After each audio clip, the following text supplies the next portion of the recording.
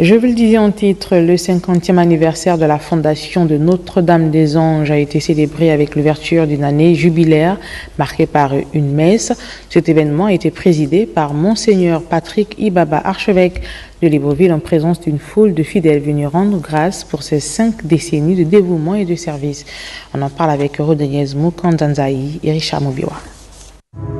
C'est dans une ambiance empreinte de solennité et de joie que la communauté Notre-Dame-des-Anges, encore appelée Sœur Clarisse des Sassa, a célébré l'ouverture de l'année jubilaire marquant le 50e anniversaire de sa fondation. Cet événement exceptionnel a rassemblé fidèles, membres du clergé, bénévoles et amis de la communauté pour une journée mémorable, placée sous le signe de la gratitude et de la reconnaissance. Nous avons un seul monastère féminin. Aujourd'hui, nous célébrons 50 ans.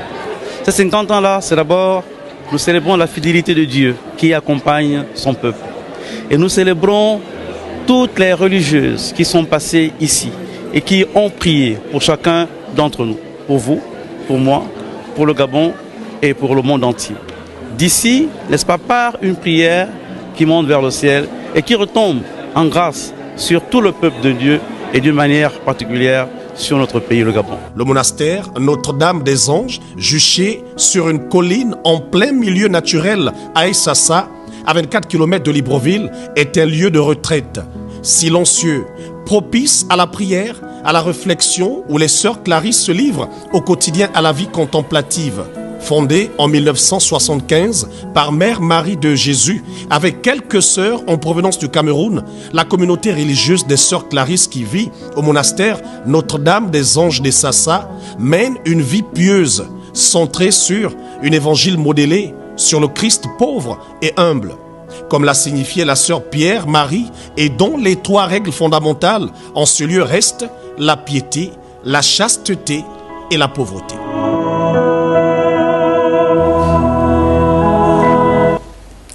Culte d'action de grâce à l'église évangélique du Gabon, paroisse derrière la prison, à l'occasion de la clôture de l'année ecclésiastique 2023-2024 et la présentation du nouveau temple. Marlène Bina et Marie-Thérèse Kassa étaient parmi les fidèles.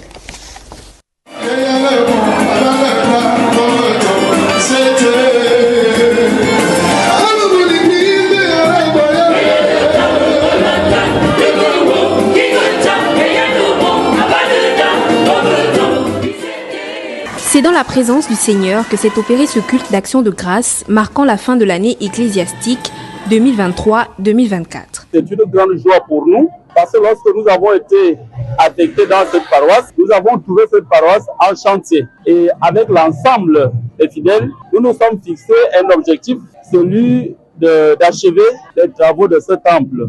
Outre les célébrations en musique, la bénédiction des enfants et le culte en lui-même, les chrétiens de l'église évangélique du Gabon, paroisse derrière la prison, en ont également profité pour présenter leur nouveau temple. Nous avons commencé ces travaux en janvier et aujourd'hui nous sommes en juillet, donc les travaux n'ont fait pratiquement que 6 mois. Nous avons trouvé un peuple chrétien qui était dans le besoin, donc nous les avons tout simplement soutenus. Il aura fallu 6 mois à ces paroissiens pour réaliser cette œuvre architecturale et ainsi accomplir la parole du Seigneur, comme déclaré dans Exode 25, versets 8 à 9. « Ils me feront un sanctuaire et j'habiterai au milieu d'eux. » À l'occasion de la clôture de son année pastorale et de ses 15 ans d'existence, la chorale Flamme Divine a donné un concert religieux à la paroisse Louis-Marie Grignon de Montfort. Les temps forts de ces moments d'action de grâce avec Fernand Zanvé et Gérard Mihindo.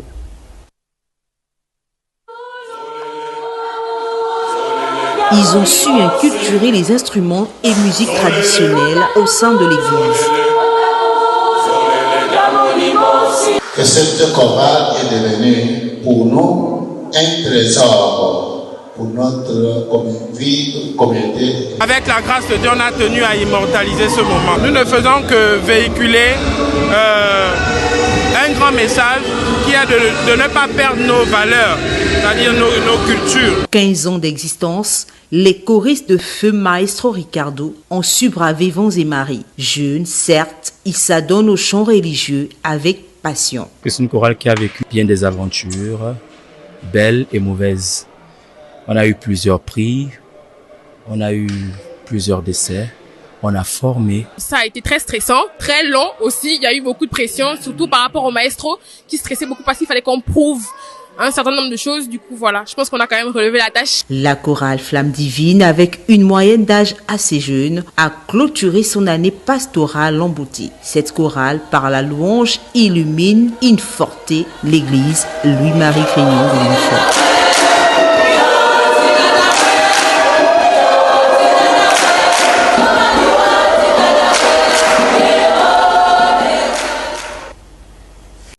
La paroisse Saint-Pierre a récemment prêté son cadre à un séminaire sur le renforcement des capacités en milieu ecclésiastique, réunissant les responsables paroissiaux et prédicateurs sur la principale thématique liée à la gestion en milieu chrétien.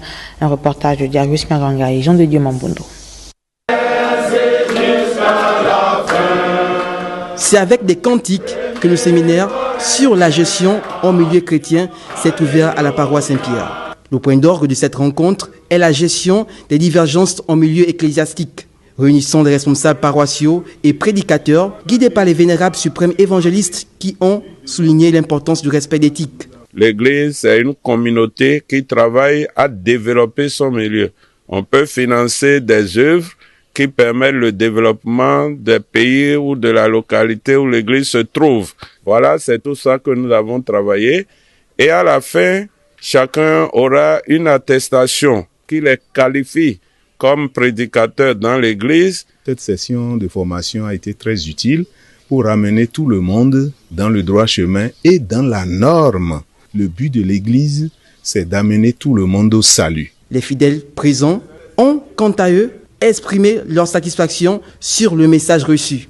Nous avons reçu la connaissance sur la gestion administrative de notre paroisse et la gestion spirituelle. Aujourd'hui, nous sortons de là avec la connaissance qu'un bon leader doit pouvoir décentraliser les tâches au sein de la paroisse. Ce séminaire s'est achevé par une photo de famille et aura été une journée riche en enseignements.